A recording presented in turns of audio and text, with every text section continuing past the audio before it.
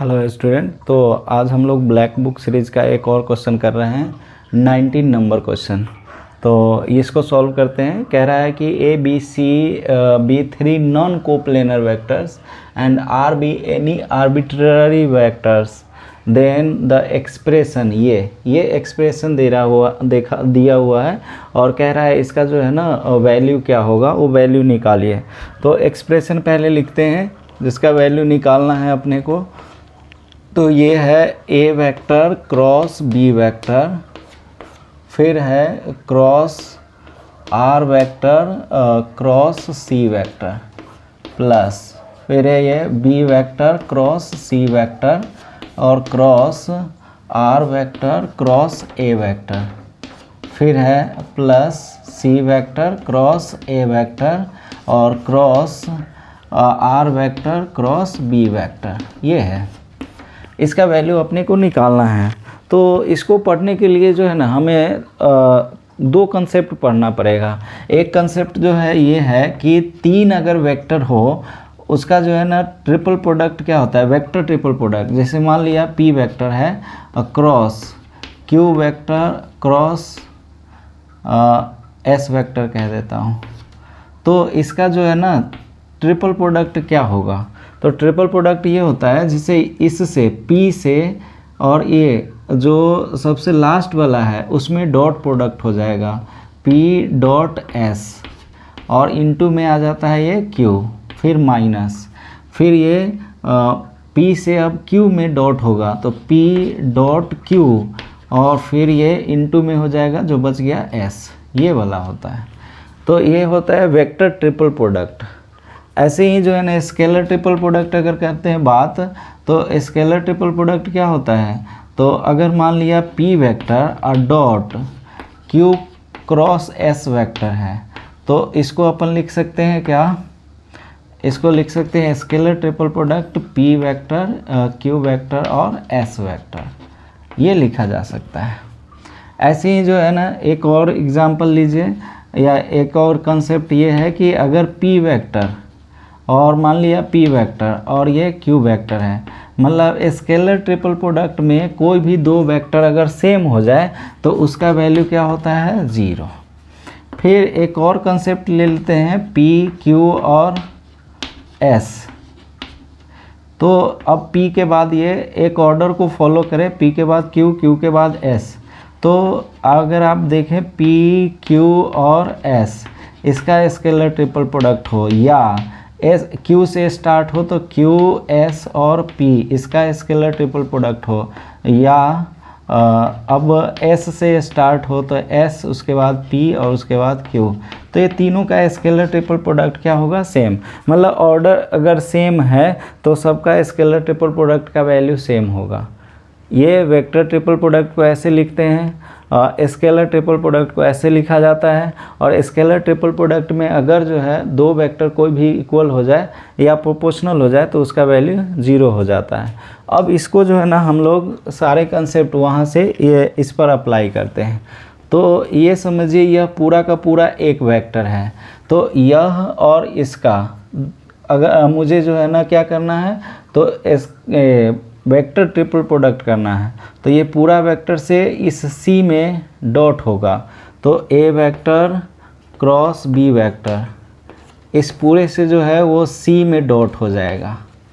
और फिर अब यह वाला जो वेक्टर आएगा वो मल्टीप्लाई में आ जाएगा, ये इस तरह से ये R वेक्टर, फिर माइनस, अब इससे R में डॉट होगा तो A क्रॉस B और डॉट हो जाएगा R, फिर ये मल्टीप्लाई हो जाएगा किससे, C से। तो इसके बदले तो ये दोनों आ गया। फिर अब देखिए,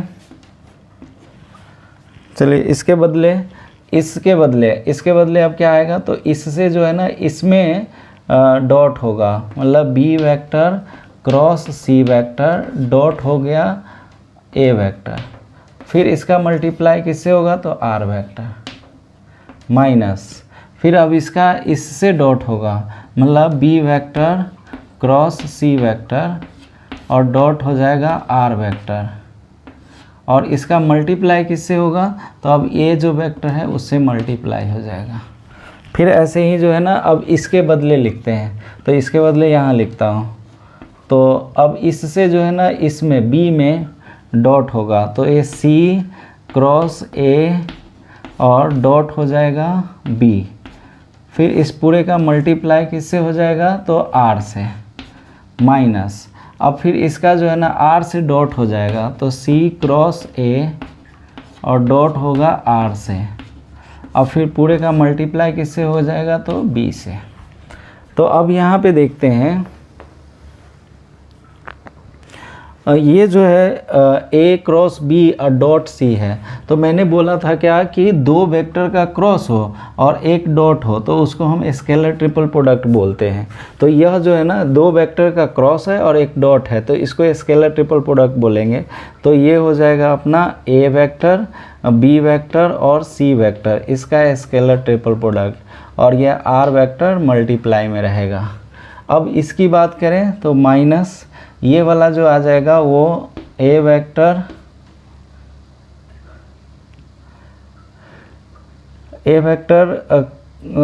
क्रॉस जो है वो बी वेक्टर, इसको एज इट इज़ रहने देता हूँ। डॉट आर वेक्टर है और इसमें मल्टीप्लाई जो है वो सी वेक्टर है। फिर अब इसको जो है ना बी सी ये क्रॉस में है और ये डॉट में है, तो इसको लिखेंगे बी वेक्टर, सी वेक्टर और ए वेक्टर, इसका स्केलर ट्रिपल प्रोडक्ट, और आर वेक्टर मल्टीप्लाई में आ जाएगा। इसको एज इट इज़ रहने देते हैं, बी क्रॉस सी और डॉट हो जाएगा आर और इस पूरे का ए वेक्टर। फिर ऐसे ही जो है ना इसका, तो इसको लिखते हैं सी ए और बी, तो ये क्रॉस है और ये डॉट है, तो इसको भी लिखेंगे सी वेक्टर, ए वेक्टर और बी वेक्टर, इसका क्रॉस प्रोडक्ट और आर मल्टीप्लाई में आ जाएगा। इसको एज इट इज़ रहने देता हूँ, सी वेक्टर क्रॉस ए वेक्टर और डॉट में आर वेक्टर और पूरे के साथ मल्टीप्लाई हो जाएगा बी वेक्टर। तो ये आ गया।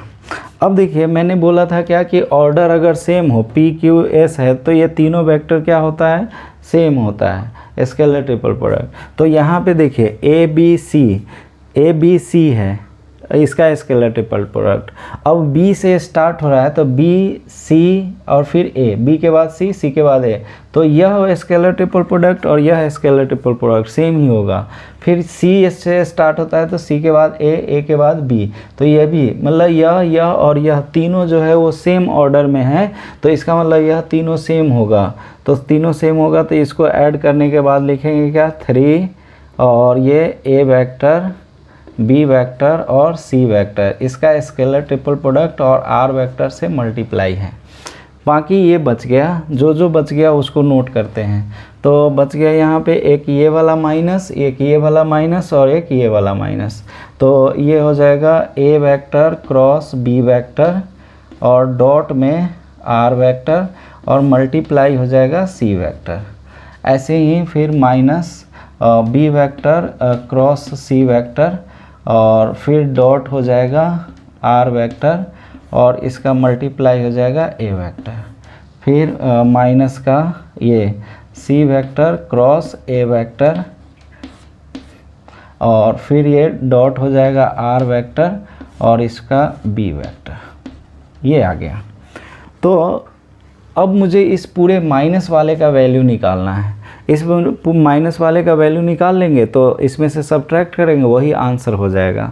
तो अब यहाँ पे जो है ना आर वेक्टर के बारे में कह रहा है कि आर कोई भी आर्बिट्ररी वेक्टर है, तो आर को अपन मान लेते हैं, लेट आर वेक्टर जो है वो क्या हो गया, तो ऐसा मान लेते हैं कि कोई एक कांस्टेंट, जैसे x1 एक कांस्टेंट हो गया, x1 से a में मल्टीप्लाई होकर के, फिर x2 से b में मल्टीप्लाई होकर और फिर x3 से c में मल्टीप्लाई होकर के बन रहा है जो वेक्टर, वो जो है वो क्या होगा, आर वेक्टर, जहाँ पे x1, x2 और x3 ये तीनों जो है वो क्या है, तो कोई कांस्टेंट है। तो इसको अगर अपन आर वेक्टर एज्यूम करते हैं तो अब देखिए इसका वैल्यू अपन देखते हैं कि इसका वैल्यू क्या आएगा। तो एक का वैल्यू निकालता हूँ, सिमिलरली सबका वैल्यू निकाल लेंगे। तो यह ए वेक्टर क्रॉस बी वेक्टर और डॉट है आर वेक्टर और इसका जो है वो सी वेक्टर। तो यहाँ से ए क्रॉस बी तो रहने देंगे और डॉट, अब फिर किससे, तो आर वेक्टर। तो आर वेक्टर को क्या माना है, तो x1 A vector plus x2 B vector plus x3 C vector, ये हो गया। और फिर उसके बाद जो है ना मल्टीप्लाई में किससे है, तो सी से है। तो अब यहाँ पे देखा जाए तो अब इसका डॉट इससे होगा, फिर इसका इससे होगा, फिर इसका इससे होगा। तो अब इसका डॉट इससे अगर करते हैं तो ये क्या आएगा, ए वेक्टर क्रॉस बी वेक्टर और डॉट ये x1 और ए वेक्टर, फिर ए वेक्टर क्रॉस बी वेक्टर और डॉट x2 बी वेक्टर, फिर ए वेक्टर क्रॉस बी वेक्टर और ये डॉट x3 सी वेक्टर। और इस पूरे के साथ जो है वो किससे मल्टीप्लाई है, तो सी से। तो अब बताइए कि यह वाला जो है वो क्या होगा, तो ये स्केलर ट्रिपल प्रोडक्ट बनेगा x1 और ये बनेगा ए वेक्टर बी वेक्टर और ए वेक्टर, फिर ये x2 मल्टीप्लाई में रहेगा और ये ए वेक्टर बी वेक्टर और बी वेक्टर, फिर ये x3 इसमें मल्टीप्लाई में रहेगा और ये ए वेक्टर बी वेक्टर और सी वेक्टर, और इस पूरे में सी वेक्टर से मल्टीप्लाई रहेगा। अब ये देखिए कि मैंने बोला क्या कि दो अगर वेक्टर स्केलर ट्रिपल प्रोडक्ट में सेम होता है तो जीरो बन जाता है, तो ये जीरो हो गया। फिर ये भी जो है वो जीरो, बी और बी सेम है। फिर इसमें जो है ना ये वाला रह जाएगा, तो इसको जो है ना अपन क्या लिख सकते हैं, तो ये A vector B vector C vector इसका स्केलर ट्रिपल प्रोडक्ट और ये x3 c3 कर लीजिए। तो ओवरऑल ये क्या आया, तो ये x3 ए वेक्टर बी वेक्टर और सी वेक्टर का स्केलर ट्रिपल प्रोडक्ट और फिर x3 सी वेक्टर ये आया। सिमिलरली अब जो है ना इसको निकालेंगे अगर, तो इसको निकालने पर क्या मिलेगा, तो यहाँ पे निकालता हूँ इसको। सिमिलरली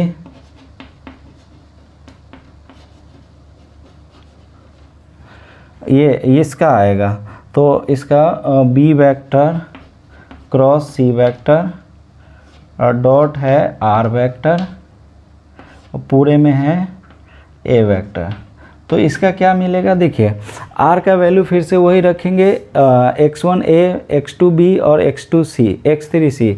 तो क्या होगा कि x1 ए वाला इसमें अगर आएगा तो बी सी और ए ये वाला बन जाएगा बी का सी का और ए का स्केलर ट्रिपल प्रोडक्ट बन जाएगा। फिर ये x1 और ए वेक्टर बन जाएगा। बाकी बी से इस वाले में आएगा तो बी और सी का स्केलर ट्रिपल प्रोडक्ट जीरो हो जाएगा। सी भी आएगा तो बी सी तो उससे वो भी जीरो हो जाएगा। ऐसे ही जो है ना ये वाला ये हो गया सी क्रॉस ए और डॉट आर और फिर ये मल्टीप्लाई है बी। तो इसमें भी क्या होगा कि आर वेक्टर को ये रखेंगे तो ए वाला भी जीरो हो जाएगा, सी वाला भी जीरो होगा, बी वाला बचेगा। तो इसका आएगा बी ए सी ए और बी इसका स्केलर ट्रिपल प्रोडक्ट और फिर ये x2 और बी वेक्टर। तो इसका वैल्यू इसका वैल्यू और इसका वैल्यू जो है वो निकाल लिया हमने। तो अब यहाँ पे जो है ना हम लोग इसका वैल्यू रख लेते हैं। तो यहाँ से देखिए तो ये 3 और यह आएगा ए बी और ये सी, ये है आर वेक्टर और माइनस। अब इसका वैल्यू ये रखिए, फिर इसका वैल्यू भी ये रखिए और इसका वैल्यू ये रखिए।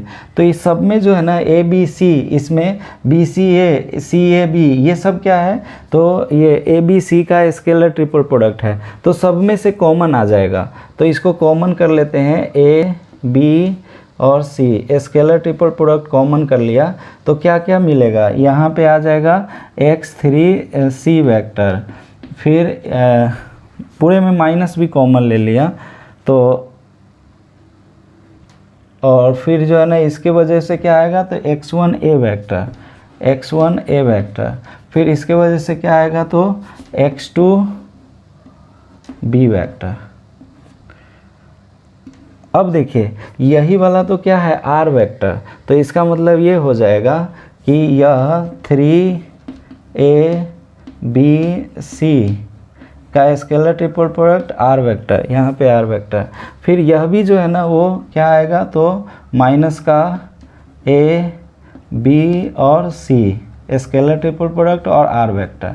तो अब ये 3 में से 1 सब्ट्रैक्ट हो जाएगा तो कितना बनेगा 2a b और c, इसका स्केलर ट्रिपल प्रोडक्ट और r वेक्टर।